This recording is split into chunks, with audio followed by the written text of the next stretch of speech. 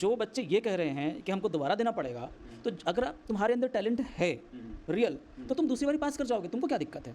दिक्कत तो उसको होगी ना जो चीटिंग करके पास किया है, पेपर लीक वाला पास किया है, और फ़ायदा उसको होगा जो पेपर लीक के कारण जिसका सिलेक्शन नहीं हुआ। एक तो कि गरीब आदमी दे नहीं सकेगा पैसा, दूसरा क्या है कि जो आदमी 3 करोड़ रुपया देकर मेडिकल परीक्षा पढ़ेगा, 5 करोड़ देकर पढ़ेगा, उससे आप ईमानदारी की आशा कर सकते हैं? प्रोटेस्ट कर रहे हैं, उसमें एक चीज़ ध्यान दीजिए, बच्चे खास ब्रांड कोचिंग इंस्टीट्यूट के ब्रांड का टी शर्ट पहने हुए हैं। तो आप बताओ कि आप जो है मीडिया के सामने जिस कोचिंग इंस्टीट्यूट में तुम पढ़े हो उसका प्रचार कर रहे हो कि अपना डिमांड कर रहे हो। 10 बजे से एग्ज़ाम है, तो मेरे पास तो पेपर पहले से अवेलेबल है ना, एग्जामिनेशन जो सेंटर है वहाँ पेपर 10 बजे से एग्ज़ाम है, तो 9:30 बजे हर हाल में ओपन होना है उसको, तभी तो क्लासरूम में डिस्ट्रीब्यूट होगा।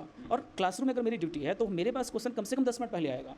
अब बच्चों को जो राइट है, कई जगह मुझे नहीं मालूम इस मामले में क्या है, कि उनको आधा घंटे बाद तक आने का राइट है, मतलब 10 बजे से 10:30 बजे तक बच्चे एंटर कर सकते हैं। अब अगर इस बीच कोई चाहे, मान लो कि बड़े लोग इन्वॉल्व ना भी हों, तो भी कोई आज की तारीख में व्हाट्सएप है, बहुत सारी चीज़ें हैं, वो पेपर फोटो खींच के क्लिक कर सकता है। तो मेरा ये मानना है कि इसकी ऑनलाइन करवाई जाए, जैसे कि बहुत जगह कंप्यूटर के सेंटर्स थे, वहाँ पे जो है एग्ज़ाम हो, तो मुझे लगता है कि इसको प्रिवेंट किया जा सकता है। क्योंकि जो लीक करने वाले लोग हैं, कोई पकड़ा जाएगा, कोई नहीं पकड़ा जाएगा, नहीं पकड़ा जाएगा तो माना जाएगा कि चोरी नहीं हुई थी। साथियों नमस्कार, मैं हूं विवेन सिंह और आप देख रहे हैं क्लाउड नेटवर्क। हमारे साथ हैं इस समय खास मेहमान डॉक्टर अनिल कुमार सर।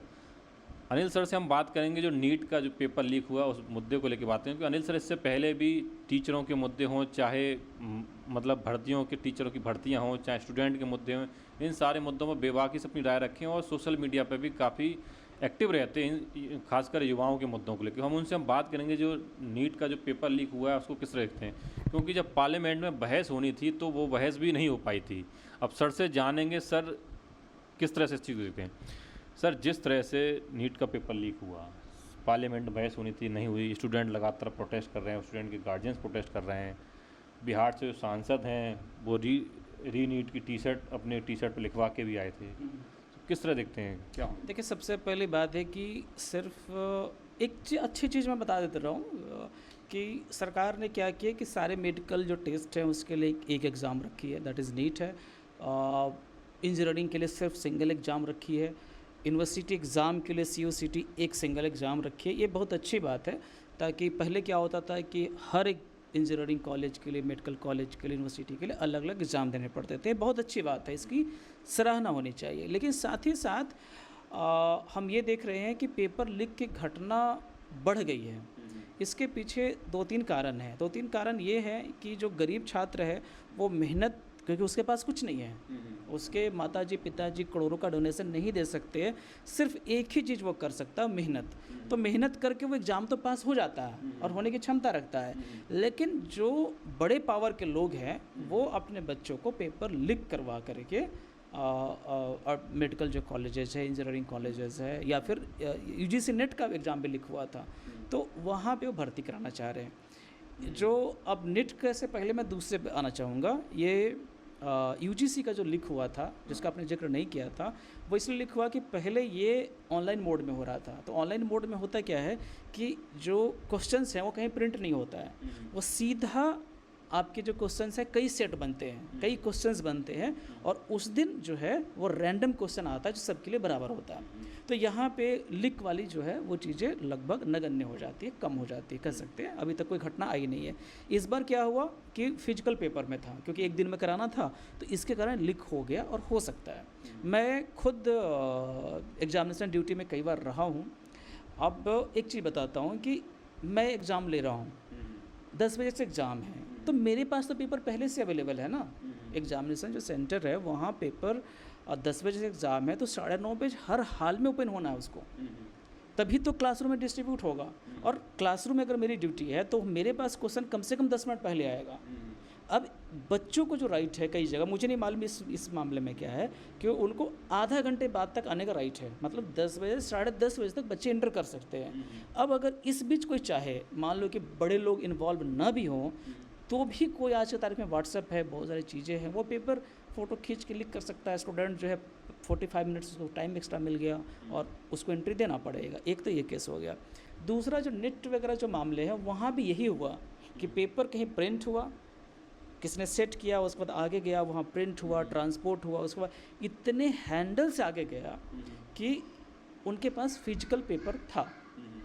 और फिजिकल पेपर में आप 1000 बंडल है, उसमें से एक बंडल आप फाड़ ले तो मैं नहीं कह रहा हूँ पता नहीं चलेगा, लेकिन हो सकता है कम आया हो ऐसा कुछ कह दे।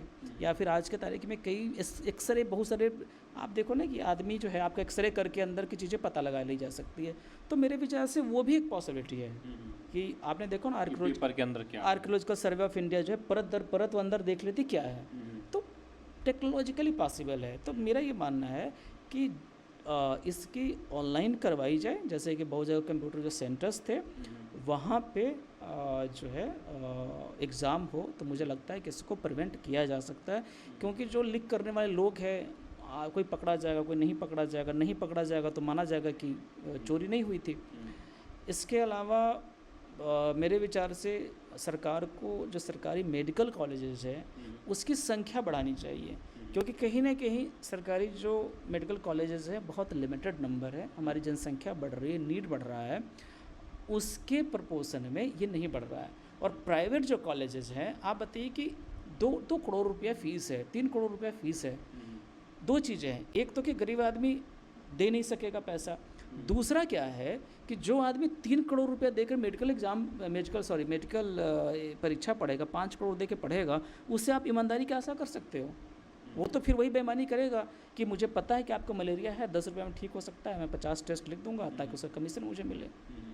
तो ये सारे तरीके मुझे लगता है कि ऑनलाइन एग्ज़ाम होने चाहिए, स्ट्रिक्ट होना चाहिए, और जो सरकार ने पास की है कि हम उनको 10 साल की सज़ा देने का है, तो वो सज़ा मिले ना। जो जैसा कि आपने कहा सज़ा मिले, लेकिन अभी सुनवाई चल रही है, 18 जुलाई को सुनवाई फिर दोबारा से होगी, और अब क्या लग रहा है दोबारा री एग्ज़ाम होना चाहिए, क्या होना चाहिए? मेरे विचार से देखिए, लीक तो पकड़ा गया है और जाहिर सी बात है बहुत से लोग बेनिफिटेड हुए हैं और बहुत से लोग सफ़रर भी हैं। तो जो बच्चे ये कह रहे हैं कि हमको दोबारा देना पड़ेगा, तो अगर तुम्हारे अंदर टैलेंट है रियल, तो तुम दूसरी बारी पास कर जाओगे, तुमको क्या दिक्कत है?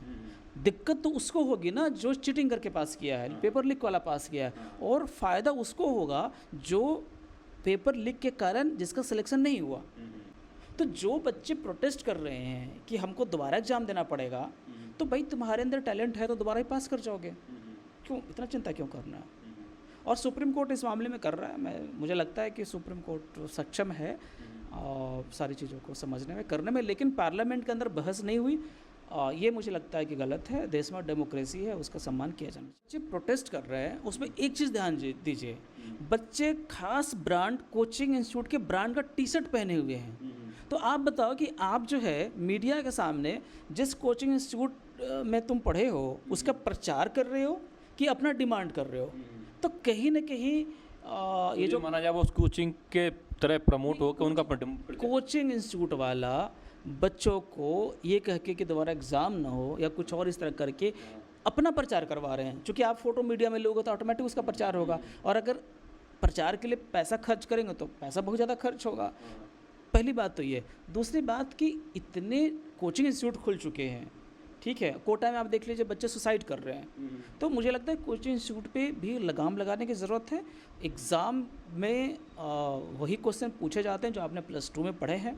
तो मुझे लगता है कि सरकार को कोचिंग इंस्टीट्यूट पे बैन लगाने की भी ज़रूरत है, ताकि बच्चे सुसाइड न करें, उन पे ज़्यादा मेंटल प्रेशर ना पड़े। साथ ही साथ अभिभावकों को भी समझाने की ज़रूरत है कि दुनिया यहीं तक सीमित नहीं है। जैसा कि आपने कहा कि जो कोचिंग की टी-शर्ट पहन के आया, तो कहीं ये माना जाए कि वो कोचिंग वाले ही बच्चों से प्रोटेस्ट तो नहीं करा रहे? हाँ, मुझे भी लग रहा है कि वही वाले कह रहे हैं कि दोबारा एग्ज़ाम नहीं होना चाहिए, वो अपनी नाकामी छुपाने का। नहीं, दोबारा एग्ज़ाम नहीं होना चाहिए तो वो कह रहे हैं जो पास हो गए, वो तो वो कह रहे हैं ना। लेकिन आप ये सही कह रहे हैं कि भाई अगर तुम्हारे अंदर टैलेंट है दोबारा ही पास हो जाओगे, सिंपल सी बात है। मैंने सुना अनिल सर ने कहा कि जो एग्ज़ाम है, जो बच्चे प्रोटेस्ट कर रहे हैं कि दोबारा देंगे तो क्या होगा, तो अगर वो सही हैं तो उन्हें दोबारा एग्ज़ाम देने में वो पास हो जाएंगे। दिक्कत उनको है जो चीटिंग करके आगे निकले हैं, दिक्कत उन्हें नहीं होनी चाहिए जो ईमानदार हैं और जो मेहनत कर रहे हैं। दिक्कत उनको होगी जो चीटिंग की है और पेपर लीक हुआ है। आप लोगों की क्या राय इस वीडियो को लेकर, अपनी राय हमें कमेंट बॉक्स में जरूर बताइएगा। लेटेस्ट अपडेट पाने के लिए हमारे चैनल क्लाउड न्यूज़ को अभी लाइक करें, सब्सक्राइब करें और बेल आइकन दबाना बिल्कुल ना भूलें।